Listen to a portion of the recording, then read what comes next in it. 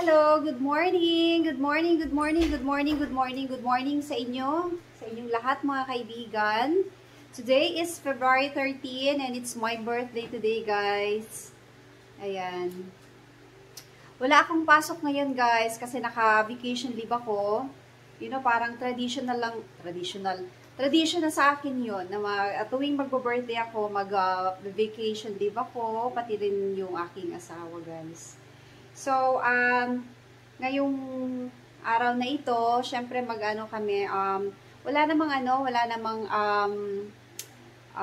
fancy celebration, just a dinner date lang with my brother's family.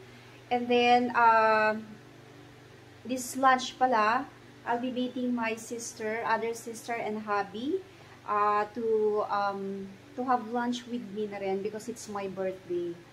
Ganyan, guys. Hindi ko sila mapagsabay-sabay, guys. Hindi ko gaya ng dati na pwede pa. Ayan. Pero hindi ko kasi napagandaan din ito, guys, eh. So, ang balak ko lang talaga is to have lunch with my brother's family. And, yun lang naman yung tradition na, na ginagawa ko. Sila lang naman yung,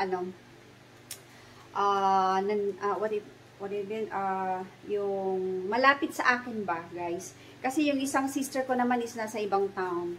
And it's good thing na yung isang sister ko is nandito naman siya. May errand daw siya dito sa amin. Kaya I invited them. Kasi may errand sila dito.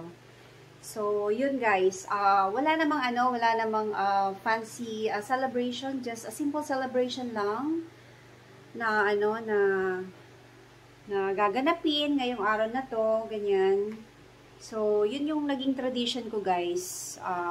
Magtitake ako ng vacation leave, and my husband as well, nag-vacation leave din siya ngayong araw na to para ma-celebrate namin yung aking birthday.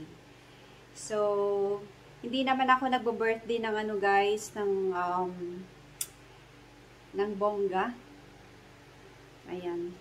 To be with my family lang is enough na sa akin. To celebrate my birthday. Ganyan. Pero mas maganda sana kung nandito rin yung mga kapatid ko. But anyway, okay lang din naman kasi nasanay naman akong hindi nagbo-birthday ng bongga ba. Ayan, guys. So, I just want to greet you happy Valentine's na rin as well. Para bukas. Ayan. Advance Valentine's Day para bukas sa inyong lahat. And then, yan, it's my birthday today. Happy birthday to me! It's my 48th birthday, guys. Malapit na tayo sa pa-50 na tayo, guys. Hindi na tayo bumabata. Ayan.